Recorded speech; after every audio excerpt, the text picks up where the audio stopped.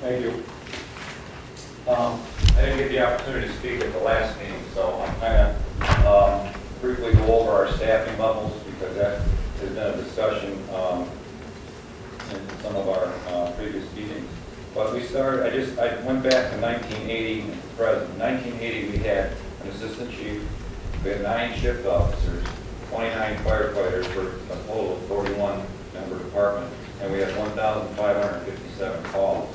In 2009, we had an assistant chief, 8 shift officers, 26 firefighters, for a total of 37-member department, and we have 3,200 calls now. We've more than doubled our calls.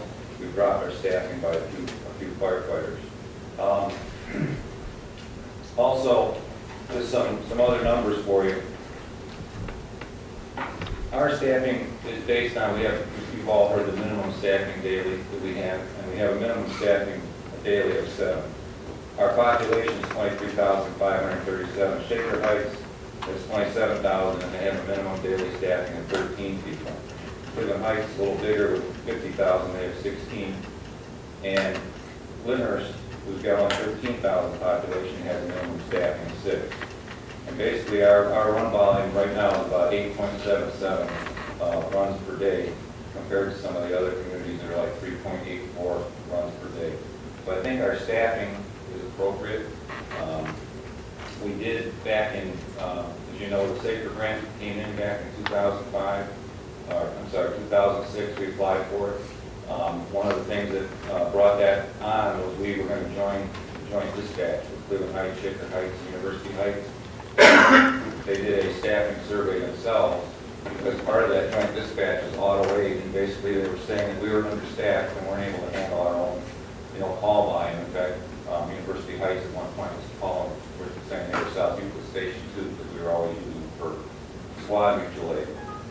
That being said, when we then applied for that Safer Grant, which brought in 3 additional firefighters with a scale, I think the first year was 90% of their salary was paid, and the next year was 70%, down to like 50, 30, and then 10.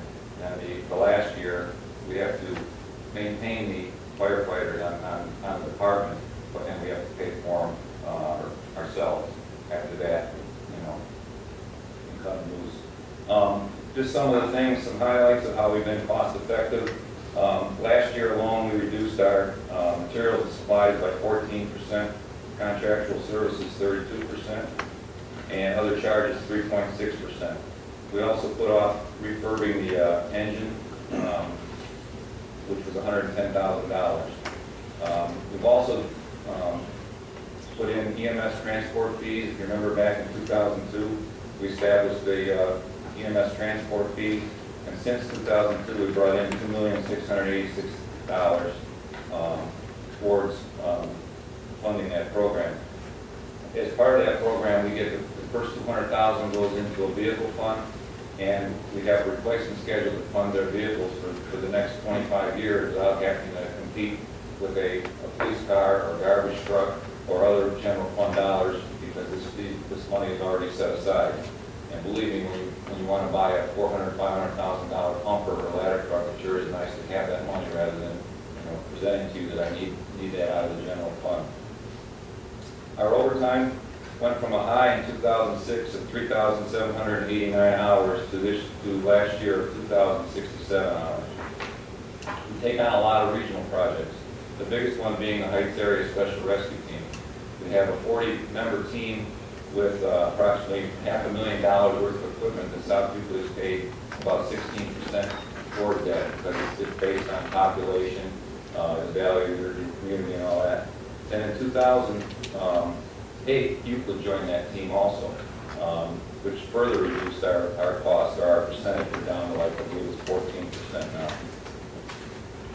We have a joint 800 megahertz radio system with Cleveland Heights, Lyndhurst, Mayfield Heights, Shaker Heights, and University Heights. We share a mobile air truck. We have a regional fire investigation team with the Hillcrest communities that also includes mobile resources. We put in a mutual aid box alarm system so that when we have the bigger fires, we can draw on the other communities to help us out. Most of our mutual aid right now is with Lyndhurst, University Heights, and Cleveland Heights.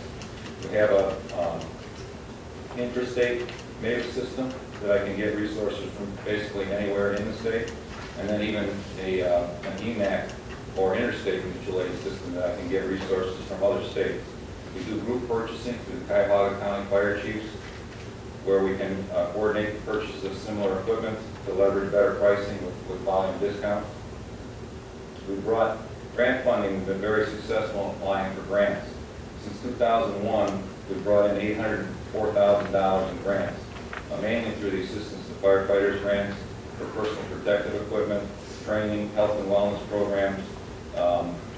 The fire department emergency generator came through that program. The alarm system throughout City Hall here and all of the detectors was funded through that. I mentioned the SAFER grant came through there, along with thermal imaging cameras. The biggest one was the radio system with the 6 cities that gave us interoperable radio communication. That was over $1 million grant that we went in with those 6 cities. South Euclid's share of that was $172,000. As the mayor mentioned, we did bring in an assistant chief so that I could manage other programs. There's been much said about the overtime reduction because he's an exempt employee. But some of the programs that we put in place that I was able to work on since then was the establishing the South Euclid Community Emergency Response Team, which has been extremely successful, the CERT team.